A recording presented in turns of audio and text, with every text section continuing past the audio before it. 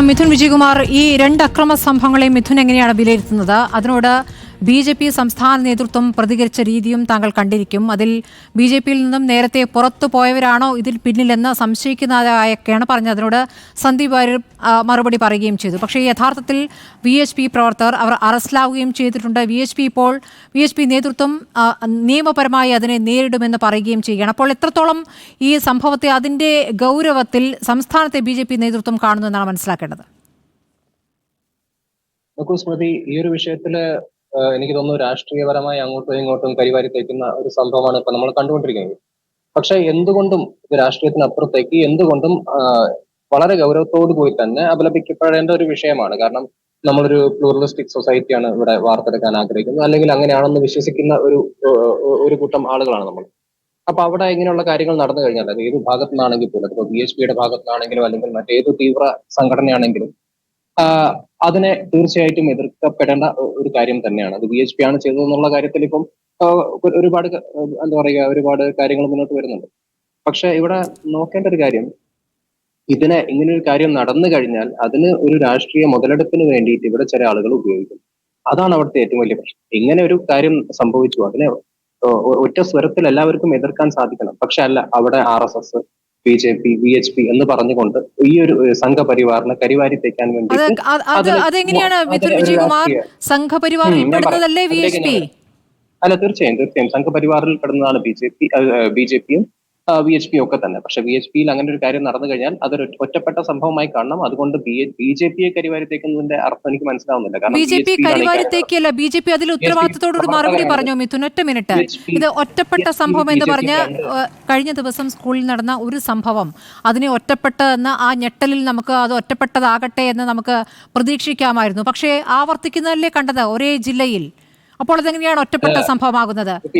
George Kurian പ്രതികരിച്ച പ്രതികരണമാണോ K Surendran നടത്തിയത്?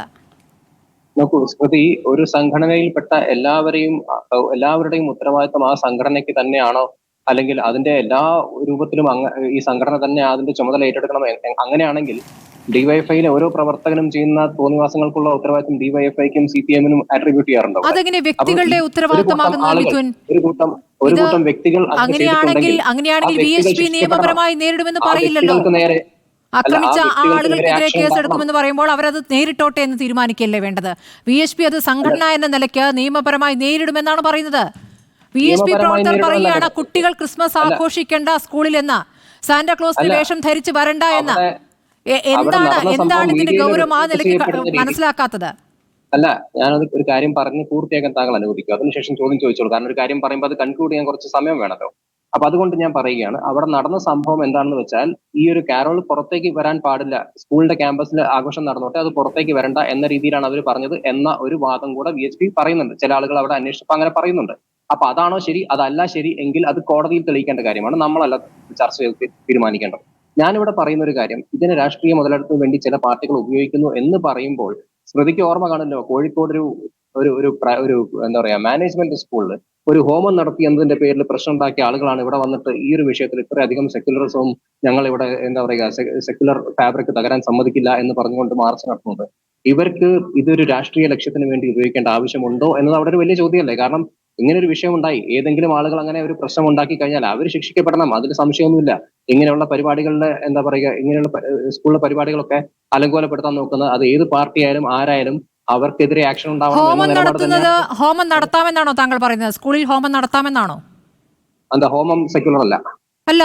അല്ല, ഹോമം നടത്തുന്ന ഒരു കൂട്ടരുടെ വിശ്വാസമാണ്. ക്രിസ്മസ് ആഘോഷമാണ്, അത് ഓണം ആഘോഷിക്കുന്നു, ക്രിസ്മസ് ആഘോഷിക്കുന്നു, ഇതൊക്കെ എല്ലാ കാലത്തും നമ്മുടെ സംസ്ഥാനത്ത് നടന്നിട്ടുള്ളതാണ്. ഹോമം പോലെയല്ല, അങ്ങനെ ഒരു വിശ്വാസവുമായി ബന്ധപ്പെട്ട ഒരു പ്രത്യേക ചടങ്ങല്ല. അവിടെ മുസ്ലിം വിദ്യാർത്ഥികളുണ്ട്, അവിടെ ക്രിസ്ത്യൻ വിദ്യാർത്ഥികളുണ്ട്. റിലീജിയസ് കോൺസെപ്റ്റ് ആണോ യേശു എന്ന് പറയുന്നത്? റിലീജിയസ് കോൺസെപ്റ്റ് ആണോ അതോ സെക്യുലർ കോൺസെപ്റ്റ് ആണോ? നോക്കൂ, ക്രിസ്മസ് നമ്മൾ എങ്ങനെയാണ് ആഘോഷിക്കാറ്? ഓണം നമ്മൾ എങ്ങനെയാണ് ആഘോഷിക്കാറ്? വിഷു എങ്ങനെയാണ് ആഘോഷിക്കാറ്? എല്ലാവരും ആഘോഷിക്കട്ടെ. ഹോമം എന്ന് പറഞ്ഞു കഴിഞ്ഞാൽ ഹോമം നടത്തുക, പൂജ നടത്തുകയും അല്ല ചെയ്യേണ്ടത് സ്കൂളിൽ. അത് ചെയ്യാൻ പാടില്ല കാര്യമല്ല, അത് സ്വാഭാവികമായും കേസെടുക്കുമല്ലോ. രണ്ടിനും ഒരേ സ്വഭാവമല്ലേ? രണ്ടിനും ഒരേ സ്വഭാവമല്ല. രണ്ടും റിലീജിയസ് ആണ്. രണ്ടും ഒരേ സ്വഭാവമല്ല. വിശ്വാസവുമായി ബന്ധപ്പെട്ട് ഈ തരത്തിൽ ഹോമം നടത്തുന്നതും അല്ലെങ്കിൽ ഒരു തരത്തിൽ മന്ത്രവാദം നടത്തുകയാണെങ്കിലും അതിനെയും താങ്കൾ ന്യായീകരിക്കുമോ?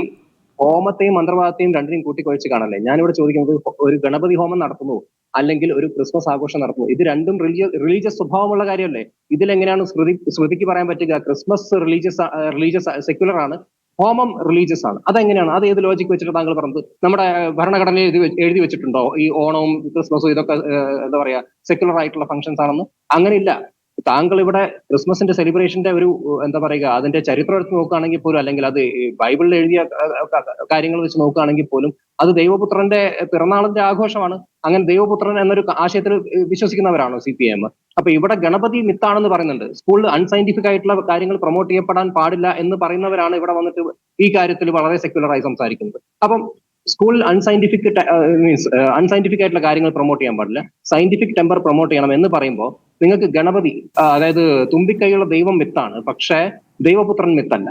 അപ്പൊ അങ്ങനെയുള്ള ചില എന്താ പറയുക ഹിപ്പോക്രിറ്റ് ആയിട്ടുള്ള ആളുകൾ വന്നിട്ട് ഇതിൽ ഇടപെടുമ്പോഴാണ് ഇത് വിഷയം മാറുന്നത്. കാരണം അവരുടെ ഇങ്ങനെയുള്ള പ്രതികരണങ്ങളാണ് ഒരു പക്ഷേ ഈ ഒരു തീവ്ര സ്വഭാവമുള്ള ഹിന്ദുക്കൾക്കിടയിലുള്ള ചില തീവ്ര സ്വഭാവമുള്ള ആളുകളെ കൊണ്ട് ഇങ്ങനെയുള്ള പ്രതികരണങ്ങളിലേക്ക് എത്തിക്കുന്നത്. കാരണം ഒരു വിഭാഗം ഇവിടെ എപ്പോഴും മാറ്റി നിർത്തപ്പെടുന്നു. അതായത് ഭരിക്കുന്ന സർക്കാർ പറയുന്നതിന്റെ അപകടം താങ്കൾ മനസ്സിലാക്കുന്നുണ്ടോ? പാലക്കാട് ഒരു വിഭാഗം വല്ലാതെ ബുദ്ധിമുട്ടുന്നു എന്ന് പറയുന്നത് താങ്കൾ എന്തിന്റെ അടിസ്ഥാനത്തിലാണ്? സ്കൂളുകളിൽ ക്രിസ്മസ് ആഘോഷം ഓണമാഘോഷം ഒക്കെ പതിവുള്ളതാണ്. അത് ആരെയാണ് ഇത്തരത്തിൽ വേദനിപ്പിക്കുന്നത്? എന്റെ വാക്കുകളെ താങ്കൾ വളച്ചൊടിക്കുന്നു. എന്ത് വളച്ചൊടിക്കാനാണ്? താങ്കൾ കേട്ടു നോക്കൂ. ഇവിടെ ഹിന്ദു കമ്മ്യൂണിറ്റിക്ക് നേരെ വളരെ വലിയ രീതിയിലുള്ള എന്താ പറയാ സ്റ്റേറ്റ്മെന്റ്സ് CPM പറഞ്ഞിട്ടില്ലേ? ഗണപതി മിത്താണെന്ന് പറഞ്ഞിട്ടില്ലേ? അല്ല, നിങ്ങൾ എല്ലാം കൂടി ചേർത്ത് പറയരുത്. തീവ്ര സ്വഭാവത്തിൽ നടക്കുന്ന കാര്യമാണ് ഈ ഗണപതി മിത്താണെന്നൊക്കെ പറയുന്നത്.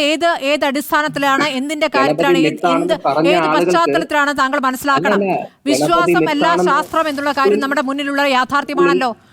പാഠപുസ്തകത്തിൽ വരുന്നതിനെ കുറിച്ചാണ് അത് പറഞ്ഞത്. വിശ്വസിക്കേണ്ട എന്ന് പറഞ്ഞിട്ടില്ല. ജയദേവൻ താങ്കൾക്ക് മറുപടി നൽകാം.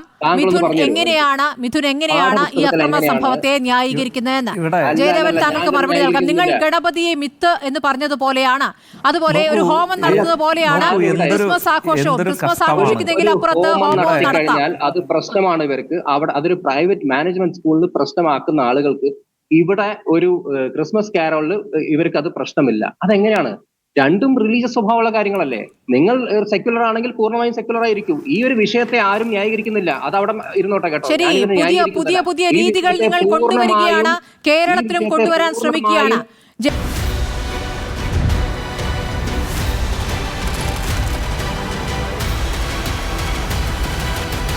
ഡിബേറ്റ് വിത്ത് സ്മൃതി പരുത്തിക്കാട്.